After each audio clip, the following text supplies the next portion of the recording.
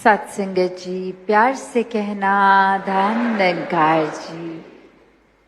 आज जो इतने सुंदर वचन हर संत द्वारा ये शिक्षाएं कि जीवन को किस तरह से एक पूर्णता हर पल में प्राप्त करते हुए जीना है, ये अपने जीवन में जो भक्ति का महत्व सभी संत बता रहे थे, कैसे एक दूसरे का साथ देते हुए हर पल एक संतों से ही शिक्षाएं लेके अपने जीवन में उतारते हुए इस निराकार को हर समय मन में बसाते हुए ऐसा जीवन जो हर किसी के हिस्से आ सकता है, और संत तो जी कर ऐसा जीवन खुद ही दिखाते हैं। तो बात यहाँ कि जब जीवन इतना सहज हर कोई जी सकता है, तो फिर भी मन में ये ठहराव क्यों नहीं आता, ये उथल पुथल संसारिक मन की अवस्था को क्यों फिर भी खराब कर देती हैं। कभी कोई चिंता, कभी कोई ऐसी घटना जिस पे खुद हमारा कोई कंट्रोल अगर नहीं है तो भी वो बेचैनी देती है, या फिर कोई घटना जहाँ हमने कुछ कर दिया और बाद में पछतावे से उस घटना को सोच रहे हैं कि अगर ऐसा ना करते और कुछ और करते तो कितना ठीक रहता, उसकी बेचैनी। तो बात वही कि ये जो पीछे समय बीत गया वो भी माया है, जो आने वाला समय है वो भी माया है। इस पल में अगर निराकार है तो इस पल में सहज अवस्था है, इस पल में ठहराव है, वरना तो पल पल में बदलता हर कुछ आसपास, और इसी पे अगर हम मन को आधारित रखेंगे तो मन फिर टिक नहीं पाएगा, ये अस्थिर ही रह जाता है। तो भाव यही कि अक्सर ये खुद जहाँ कर्ता भाव भी आ जाता है तो भी मन अस्थिर ही होता है, क्योंकि मैंने ऐसा करना था, ऐसा नहीं किया, मैंने ये आगे फ्यूचर में इस तरह से करना है पर परिस्थिति अभी साथ नहीं दे रही, तो बेचैनी। तो बात वही कि जहाँ ये मैंने वाला भाव, ये मैं का भाव है, तो एक मन ऐसा ही रहेगा। पर यहीं इसी मन में जब मैं की बजाय ये साक्षात निराकार ये तू है, तो फिर तूने करना है सब अच्छा है, तू कर रहा सब अच्छा, जो किया सब अच्छा। तो ऐसे भाव फिर ये कर्ता भाव, ये अहंकार, ये अहम, ये मैं ना हो तो ही ये तू बसता है। तो एक मन का ठहराव सिर्फ इसी से है, इस तू से है, इस परमात्मा निराकार से है। इसी ठहराव के साथ जीवन को जीना है।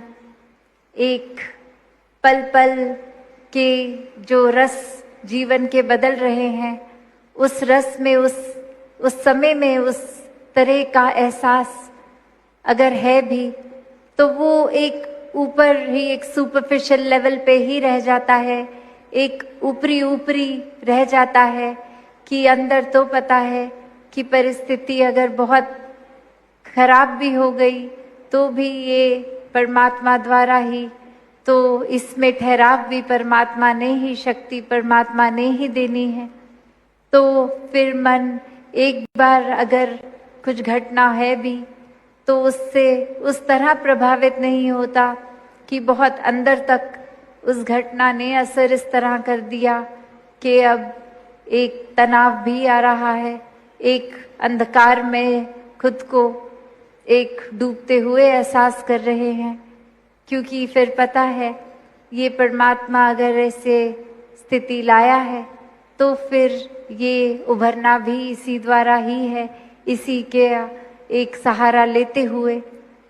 तो बात वही, जैसे अक्सर एक उदाहरण सत्संग में भी हम इतना सुनते हैं कि कैसे एक अगर तराश रहे हैं मिट्टी को कोई कुम्हार, तो एक हाथ अगर बाहर एक थपका भी दे रहा है, चोट भी दे रहा है, तो दूसरा हाथ अंदर से उसको संभाल रहा है।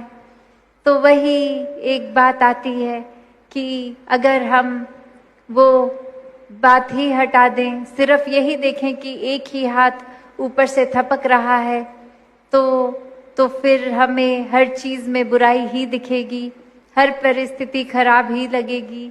जहाँ नहीं भी लगती वहाँ हम अपनी मन, अपनी सोच, ये ओवर थिंकिंग से ही कुछ ऐसा सोच बैठते हैं जो वाकई ही जब वो घटना होने का समय आता है तो उस तरह होती भी नहीं है, पर हम कितनी एक्सटेंट पहले ही अपने आप को बेचैन कर बैठते हैं। रातों की नींद हमारी एक पैटर्न खराब हो जाता है उसी सोच में, एक शरीर रूप में भी ध्यान नहीं, एक खाने पीने का सुध बुध नहीं, बस यही सोचते हैं वो समय आएगा तो क्या होगा। और असल में जब आता है तो जितना बुरा मन ये कल्पना कर चुका होता है, सोचता है, उससे तो काफी आसानी से वो पल निकलता है। और फिर ये सोच आती है कि अरे हम तो इतना फजूल में ही सोच रहे थे, इतनी तो स्थिति बुरी हुई नहीं जितनी पहले हमने मन में उसको खराब बना लिया और अपने रिएक्शन सोचने लगे, कुछ बनाकर मन में पहले से ही वार्तालाप, एक कॉन्वर्सेशन करने लगे कि जब वो व्यक्ति ये कहेंगे हम ये कहेंगे, फिर हम ऐसे दिमाग इधर उधर। पर बात वही कि सहजता को अपनाना है। फिर कोई भी बात उस तरह एक प्री प्लान, एक शातिर जिसको कहते हैं, एक चालाकी से नहीं करनी पड़ती। जब सब कुछ भाव में बहता चला जाता है वही सहज होता है। तो हर पल ये परमात्मा का एहसास है तो फिर एक मन में भी मजबूती आती है। ये परिस्थितियों को किस तरह हर पल जीना है, ऐसे भी भाव आते हैं। ऐसा एक नुस्खा ये दातार द्वारा हर पल में आता है। तो अपने जीवन को हर कोई एक मजबूती से जिए, हर पल में ठहराव से जिए। ये स्थिरता, ये सहजता मन में बसती रहे और ये एक ही चीज पर आधारित, इस परमात्मा पे। वरना तो आधार जब जब परमात्मा के अलावा, चाहे वो किसी और मनुष्य का लिए या कोई सामान का, वो तो हर समय एक रस वाली बात नहीं। सिर्फ परमात्मा के सहारे से वो मजबूती भी मिलती है मन को। और कैसे भाने में रहने वाली बात कि जो रजा इस दातार की, इसी में रहने में, ये इस समय जीवन का ये कठिन पल भी निकालना। तो संतों ने हमेशा वहीं से ये शुक्राने भाव की भी बात की है कि ये सब कुछ परमात्मा ने जो दिया या जो नहीं भी दिया उसका भी शुक्राना, क्योंकि हमारी सोच तो सीमित, हमें तो ये भी चाहिए वो भी चाहिए, पर परमात्मा ने वही देना है जो हमारे लिए सुखदाई है। तो ये जिद करके भी कुछ निराकार से मांगने की जरूरत ही नहीं, वरना तो वही भाव कि निराकार को तो पहले ही पता है, तभी जितना दिया वही। और मन में अक्सर फिर ये भी बात आती है कि अगर जितना मिला उसी में संतुष्ट होना है, तो अपने मन में कोई आकांक्षाएं बनाना, कोई ड्रीम्स बनाना, चाहे वो करियर के लिए हो, चाहे पारिवारिक रूप या कोई भी, तो फिर क्या वो सही है या नहीं। तो उसमें भी बात यही कि निराकार ने कर्म करने की आजादी तो सभी को दी है,